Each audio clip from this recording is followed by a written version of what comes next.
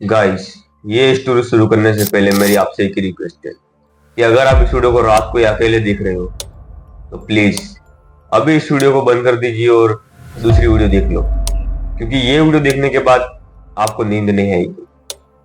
और अगर आप अकेले देख रहे हो और फिर भी देखना चाहते हो तो प्लीज अपना दिल थाम के स्टोरी देखना, क्योंकि स्टोरी में कुछ ऐसे सीन है जो आपकी दिल दहला देगी। तो हम आपके लिए इतनी मेहनत करके ऐसी ऐसी स्टोरी लाते हैं, तो प्लीज हमारी इस वीडियो को एक लाइक और हमारे चैनल को सब्सक्राइब कर देना। तो गाइस, चलिए आपका और हमारा बिना टाइम वेस्ट के इस वीडियो को शुरू करते हैं।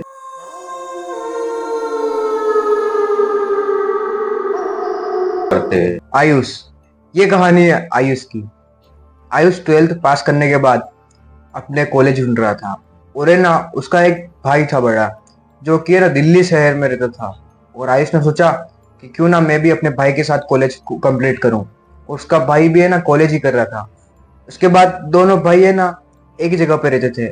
और उसका जो भाई था उसकी है ना एक फैमिली भी थी, जो कि उसके दोस्तों के साथ और बहुत ही दूसरे लड़कों के साथ है ना बहुत ज्यादा रहता था उसका भाई।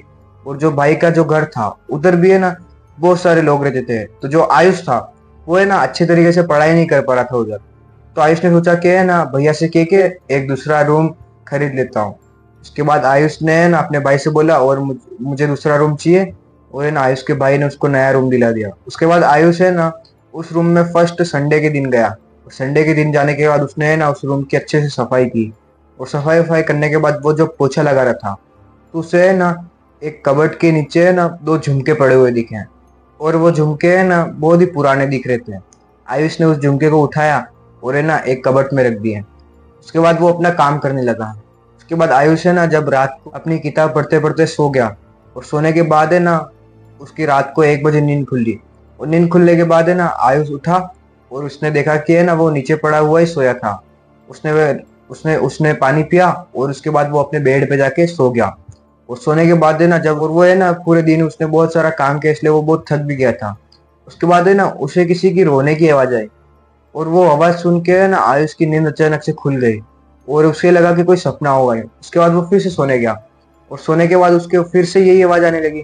आयुष बहुत ज्यादा घबरा गया। आयुष उठ के है ना दरवाजा, उसके रूम का दरवाजा खोल के दूसरे रूम में जाने लगा। लेकिन आयुष ने अपना दरवाजा खोलने की बहुत कोशिश की, लेकिन वो उसका दरवाजा एक जरा भी नहीं खुला। आयुष ये सब देख के बहुत ज्यादा घबरा गया था। और घबराने के कारण ना आयुष एकदम पसीने से लथपथ हो गया था। उसने फिर भी है ना हिम्मत करके अपने बेड पे सोने की कोशिश की। और सोने के बाद उसे फिर से गहरी नींद आ गई और उसे है ना फिर से किसी की रोने की आवाज आई। पर उसके बाद उसकी आंखें खुली, फिर भी वो आवाज बंद नहीं हो रही थी। और है ना उसे है ना किसी लड़की की जोर जोर से रोने की आवाज आने लगी। उसके बाद है ना वो पूरी रात सो नहीं पाया। और जब सुबह हुई तो वो आवाज अपने आप बंद हो गई। और बंद होने के बाद जो आयुष था वो उठा और उसने अपना रूम का दरवाजा खोला तो वो अपने आप खुल गया। आयुष का एक बहुत ही परम मित्र था जिसका नाम था रमेश। रमेश को ये सारी उसने बात बताई। और बात बताने के बाद जो रमेश था उसने ना आयुष को बोला कि तू बहुत ज्यादा थक गया था, इसलिए तेरे को ऐसा लग रहा होगा, ये सब तेरा वहम है। उसके बाद आयुष ने ना दूसरी नाइट है ना अपने दोस्त के घर पे बिताई। उसके बाद जब है ना वो फिर से अपने रूम पे एक दिन सोने आया तो है ना उसको बहुत ज्यादा डर लगने लगी उस जगह से। उसके बाद उसने सोचा कि है ना मैं रात को अपने हॉल में पढ़ाई करूंगा, उसके बाद पढ़ने के बाद सोफे पे सो जाऊंगा। फिर ये सोच के है ना आयुष पढ़ाई करने बैठ गया। और पढ़ाई करते करते उससे है ना 1 बज गई। 1 बजने के बाद आयुष को बहुत ज्यादा नींद आने लगी। आयुष है ना उसी जगह पे सो गया। और सोने के बाद है ना आयुष को फिर से किसी की जोर जोर से रोने की आवाज आने लगी। फिर आयुष थक हार कर है ना किसी साइकोलॉजिस्ट के पास गया। उसके बाद उस साइकोलॉजिस्ट ने है ना उसकी बहुत सारी उसकी जांच पड़ताल की।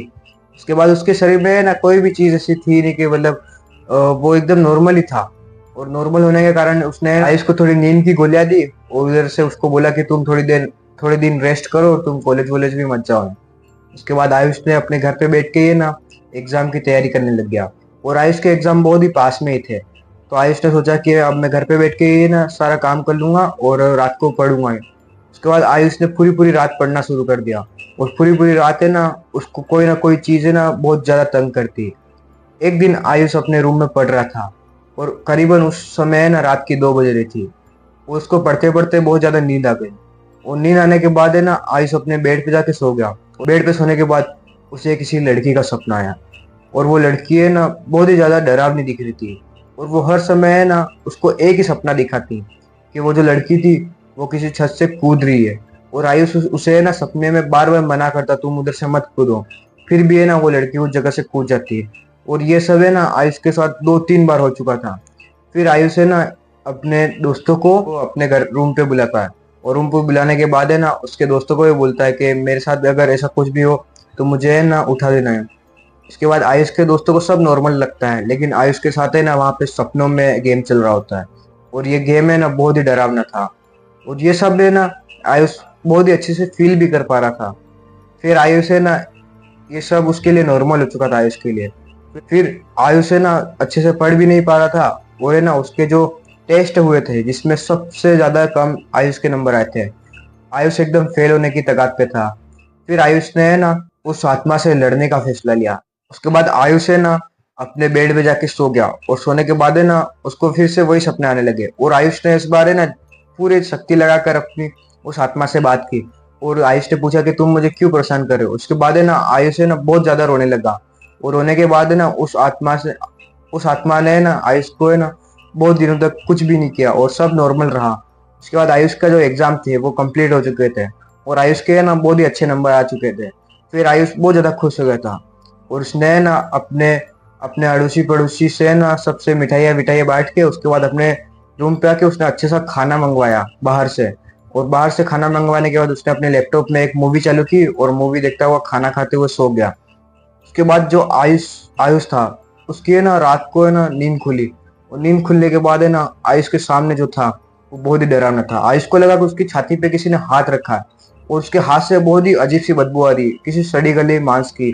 उसके बाद आयुष ने अपनी आंखें खोली तो उसके सामने है ना बड़े बड़े नाखून वाला किसी का हाथ था, जो कि एकदम काला पड़ चुका था, और उसका पूरा मांस सड़ा हुआ था। उसके हाथ में है ना वो सारे कीड़े रेंग रहे थे, और उसके हाथ से बहुत ही गंदी बदबू आ रही थी। और आयुष ने अपने साइड में देखा तो वही लड़की जो कि सपने में उसे दिखती थी वो उसके पास में सोई है।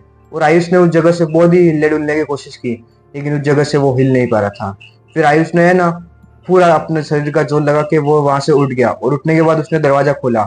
वो दरवाजा खोलने के बाद है ना वो दरवाजा खुल ही नहीं रहा था। उसके बाद जो वो लड़की थी वो अचानक से उठ गई, और है ना आयुष की तरफ दौड़ के आई, और आयुष ने है ना फटाफट से दरवाजे को धक्का मार के तोड़ दिया। और तोड़ने के बाद वो डाइनिंग टेबल के नीचे जाके छुप गया, और छुपने के बाद है ना वो जो लड़की थी वो उसके सामने है ना पूरी उल्टी होके आ रही थी, और उल्टी होके आते आते है ना आयुष को कुछ पता ही नहीं पड़ा, और आयुष वहां पे है ना बेहोश हो गया।